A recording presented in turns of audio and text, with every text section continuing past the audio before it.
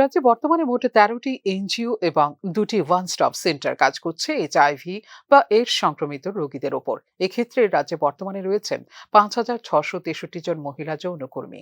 সেরাপথে drug ব্যবহারকারী রয়েছে ৮,৭৪৮ জন। এছাড়া ৭,৭৬০ জন পরিযায়ী শ্রমিক, ৩,৩০৪ জন ট্রাক ড্রাইভার, ৯৭৮ জন সমকামী এবং ১৩২ জন ট্রান্সজেন্ডারদের নিয়ে কাজ করছে এই সংস্থাগুলো। রাজ্যে মোট ২৪টি হাসপাতালে রয়েছে আইসিটিসি টেস্টিং সেন্টার, ১৩৩টি হাসপাতালে রয়েছে ইন্টিগ্রেটেড ফ্যাসিলিটি টেস্টিং সেন্টার এবং ২টি রয়েছে মোবাইল ইন্টিগ্রেটেড টেস্টিং সেন্টার। রবিবার বিশ্ব এইডস দিবসে আয়োজিত অনুষ্ঠানে এই কথা জানিয়েছেন মুখ্যমন্ত্রী ডাক্তার মানিক সাহা।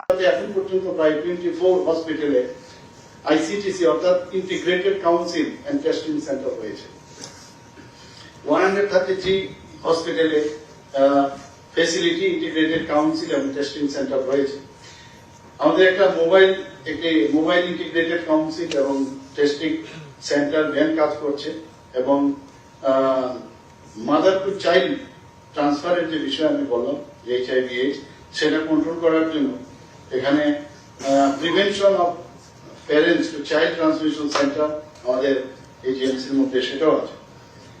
এই বছর 5,663 মহিলা যৌনকর্মী এবং 978 যারা সমকামী এবং 7,716 যারা পরিযায়ী শ্রমিক বাইরের থেকে যারা আসে, 3,804 যারা ট্রাক চালক এবং 132 যারা ট্রান্সজেন্ডার এবং 8,748 যারা এই ভেইন বা শিরাপথে যারা ড্রাগস ব্যবহার করে তাদেরকে নিয়ে আমাদের যে এনজিও আছে 13টি এনজিও এবং 2টি link worker scheme one stop centre নিয়মিতভাবে ওনারা কাজ করে যান। রাজ্যের বেশিরভাগ হাসপাতালে রয়েছে সাবস্টিটিউশন থেরাপি সেন্টার, যাদের মাধ্যমে এখনো পর্যন্ত সুস্থ হয়েছেন ৫৪৮ জন এইচআইভি আক্রান্ত রোগী।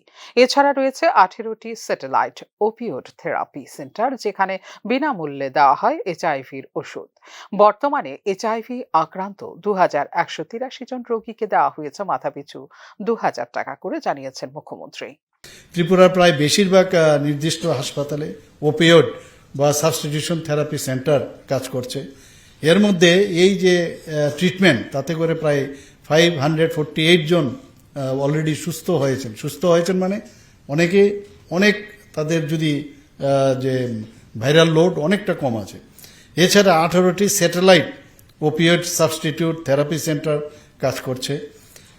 আমাদের এজিএমসিতে এনটি রেট্রোবিয়াল প্লাস সেন্টার এখানে আছে। ধর্মনগর ধলাইয়ে ডিস্ট্রিক্ট হসপিটালে ইন্টিগ্রেটেড রেট্রোবিয়াল থেরাপি সেন্টার আছে।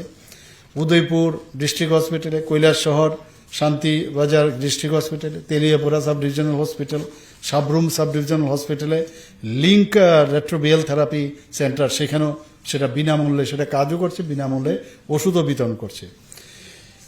প্রায় 2,183 জন যে পেশেন্ট আছে যারা এফেক্টেড, তাদেরকে প্রতি মাসে 2,000 টাকা করে দেওয়া হচ্ছে সরকারের তরফ থেকে। এইচআইভি বা এইডস সম্পর্কে সচেতনতা গড়ে তুলতে বিদ্যালয় পর্যায়ে রয়েছে রেড রিবন ক্লাব।